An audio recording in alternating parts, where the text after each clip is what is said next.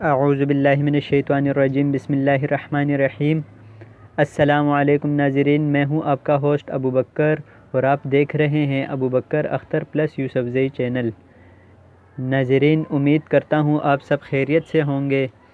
ناظرین، آج کا جو ہمارا ویڈیو کا ٹاپک ہے وہ ہے آپ صلی اللہ علیہ وسلم نے عشاء میں کون سی سورت تلاوت فرمائی، کتنی ہڈیوں کے ساتھ سجدہ کرنے کا حکم ہے، کیا چیز کھا کر مسجد میں نہیں جانا چاہیے۔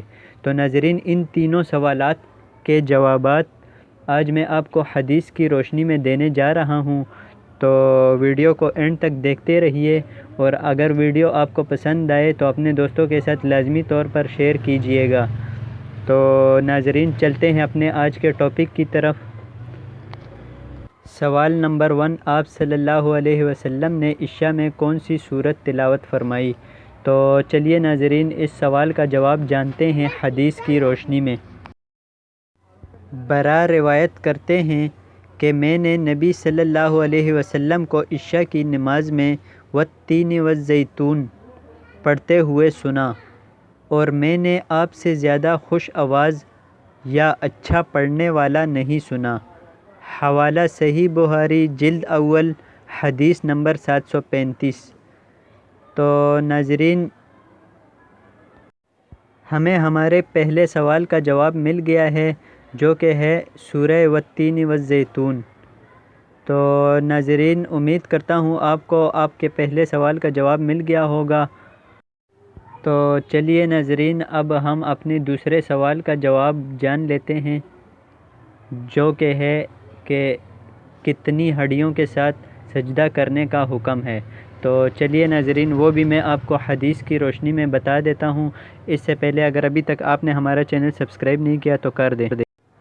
تو ناظرین، ہمارے دوسرے سوال کا جواب ہے، ابن عباس رضی اللہ عنہ رسول اللہ صلی اللہ علیہ وسلم سے روایت کرتے ہیں کہ آپ صلی اللہ علیہ وسلم نے فرمایا کہ مجھے حکم دیا گیا ہے کہ میں 7 ہڈیوں پر سجدہ کروں، اور نماز کی حالت میں نہ بال درست کروں اور نہ کپڑا۔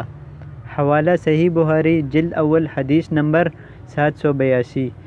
تو ناظرین، اس حدیث میں بتایا یہ جا رہا ہے کہ ہمیں سجدہ کتنی ہڈیوں پر کرنا چاہیے، یعنی کہ ابھی اگر آپ کہیں بھی موجود ہیں، اگر آپ ابھی سجدہ کریں نا تو آپ کو خود ہی علم ہو جائے گا کہ یہ کن ہڈیوں کے بارے میں بتایا جا رہا ہے، جیسا کہ ہماری دونوں ٹانگ، دونوں ہاتھ، اس طرح۔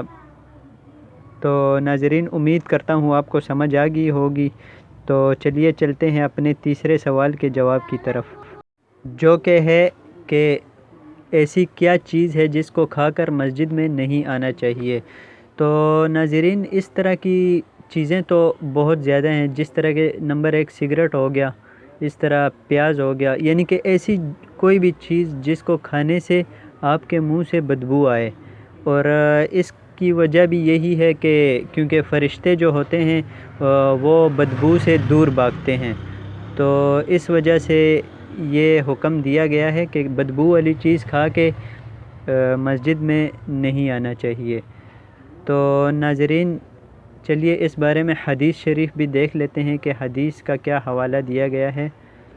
ابن عمر رضی اللہ عنہ سے روایت کرتے ہیں کہ نبی صلی اللہ علیہ وسلم نے جنگ خیبر میں فرمایا کہ جو شخص یہ درخت یعنی لہسن کھائے تو ہماری مسجد کے قریب نہ آئے۔